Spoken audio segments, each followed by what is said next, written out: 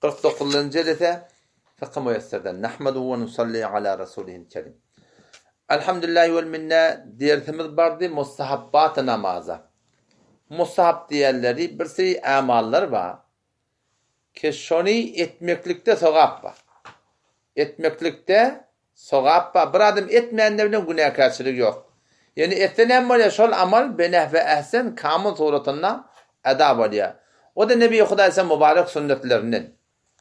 Umurati der namaz musabas. Benan raayet anha nikus ta namaz belveçe kamilteri eda kırdır. İndi sada falan size tanıyacak o ne namazın mustahabbatından. O vakit neme? İnke mert der hengame gofteni tekbir tahrim eden. Allahu Ekber diyende her do kefehiş ra az zir petuyeş ya az her do asineş birun kone. Bilindi bizim aramızda yoğuraklar. Belli sana varsan görüyen. O da tolon yel çat Pakistan'da deken. Şöyle öldüğüne çadır dolu yani. Kelliler bile var. O eller de şonun içinde. Şimdi bir adam şu dağda elini kulağını yetirir yetmedi. Çadırın içinden şeyhte de bolacak da. Ama şu kavusunu hemen iptir elin taşından çadırdan. Ya ulukan giyinrek barakayım yengli adamla var ya. Neyse göğünden güppüğünü varken. O da olan Afganistan'dan getirdi. Şeş şeyle yengli ulukan. Mının ne ememeliydim. Onu o dağda tavuk diye deskeç suratından. Isfada var ya diye da. Yani yok diye bir karşı dağı ulukan yani. O tar bu diyorlar. Afganistan'ın bir yeri var. Adi adım ismen o şurada. Antkoy diye. Antkoy Afganistan, Türkmenistan'dan bir 35 kilometre diye ne bilemek, 35 dakika diye ne bilemek. Aramız var diye da. Onun şurada bu kadar tavuk diye yengler ulukan et ya dedi. O bizim aramda bırakla yok da. Tam şu taydan şunları misal vurdum. O zaman eğer şoparım daş devrine çadır dolayan millet bolsa ya bir vakitte tanrı şoparım piş geldi. Eğer ehyanın tavukluk bolup da sen elin yengden çıkarmayacak da yani şu Allahu Ekber deyip dursan da sen onun namazında hiç kemçilik bolacak değil işte. Elbette yengen elini çıkartan çadırdan elini çıkarıp da Allahu Ekber deyip de baştan ben kulağın kimsecağını devirten şu ne olacak? Beneh ve ehsen mustahabın kamil olacak. Ama denanalar ne mi denana? Kefe destanı hiç birun nekun başkanı sağlar. Şimdi denanalar yengolu korak bolanlar şol ama ştarağından yengi olsa o şey şiform nazik tekbir et ya da ola. Ki ne mi? Göğüne kaldırta avratı varınacak. Namazını müşkül tapacak. Omşa taydan o yenginme rahim elini şey yenginden çıkarmasınlığı şol mustahab. Hop avval kurun. İkinci ne mi? Namaz okuyan adam kıyam vaktinde secde cayını ödeyip durmak. Yani secde cayı diyende Allahu Ekber diyende niye secde edeceğin hem bir medeni belli oluyor da sana biliyor. Şu taatın ödeyip durmaklık şol mustahab. Şimdi bazen böyle gözün teoriye çıkıyor biliyor musun? Gözün kıyağını beylen odayan bununla var günah karşılık yok yani. Aslında neyme şol öl yankı secde çekirin gödettirmek musta. Ondan sonra neyme? İnki negahı namaz güzel derhatı ruku besuye birune her defa iş başladı. Ruku edende ökçen gödettirmek. Bir var ayağın uzun gödettirmek. Kitapta göre gibi. O bir var ökçen gödettirmek. Onana Muhammed Ömer Serbazi rahmetullahi aleyhi fetabatında şu ökçen ödep durmakla ilersektin. Haytın eten edamani şu da cüz'ü mustahabbattan.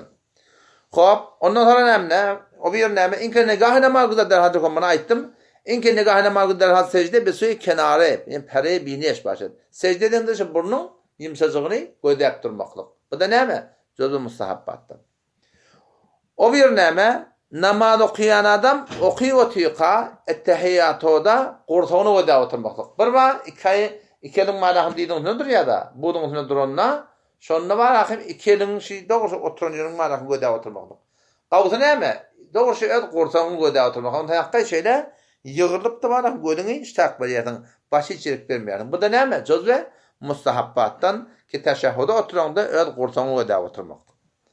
Yerleniz ne mi? Sorhu ve hamyazına bakada tavan az kod def namayat. Bu vakti atkıracak boluyardın. Başardan atkırmacak bolmaklık. O atkırdan da neymiş o tuğratunna? Bir form şeyle elini ağının evine koyup da şan sesinin başadığından evine geçmektik gerek. Atti tuğratunna sen atkıranda sünnetçi. İkelin böyle şeyle yüdün tutmalı. Ağdın tutmalı ya da sonra nazur adamdan ağıran veriyen de attı ya da şeyle yüdün tutmalı. Bir form ağdın evracığı bilen. Yani ağdın tutmalı ya şeylerin form tutmalı ya sonra ağdın fesabını geliyen de yapma. Hali olmalı şu. Şu tuğratunna elin ikelin yüdün tutmak gerek. Ama namazda için ikelin bir iş etmek doğru değil. Şu taydan bir el bilen ağdın evini tutmaklık gerek ki neyme şu sesi beter katı çıkmasın. O parlamalı oluyor. Parlağında gavta neyme? Mustahap şonu saklamaklık. Yani bir ağrın yımpma, ağrın verpma, parlaman evine geçmeklik. Burada evine geçebilmesen, şöyle durdun da, sağ elin şöyle evine etdiyardın, yok hem de sol elin de şöyle izin etdiyardın. Şu suratında parlamaklık. Ati suratında da şöyle, ati suratında da, kâvata sen görüyorsun, bir adamdır, adamın kıyafetini bir gelişiklerini alıyor da, oraya kâvata fermanın yanında turunu bir asbet, o gidip oti ağrın var, biliyor musun? Onun mesela takdı ya da, onun için çehreni gödeye oturanda, bir form var yaşan çehreti. Adamın bir şahsiyetini bir hem etek kaçırıyan da hatta. Onca kavutunu hem her vakitte ama parlaman evine geç.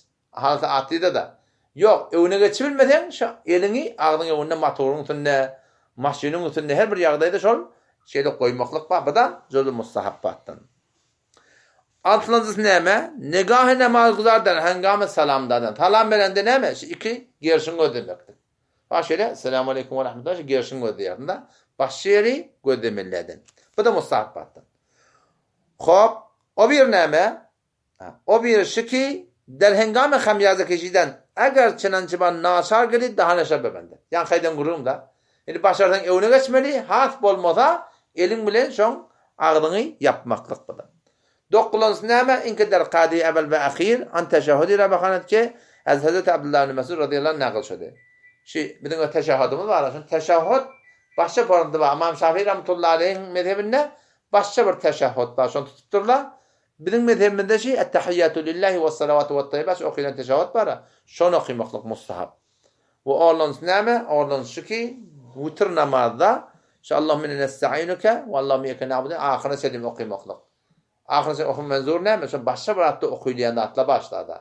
Baştaki mezheplerde başta da okuylayan da atla var. Şu mebnabına ait ya. Ki onu okuyanın önüne namazın bitmeyen duruna. Kavta ne mi?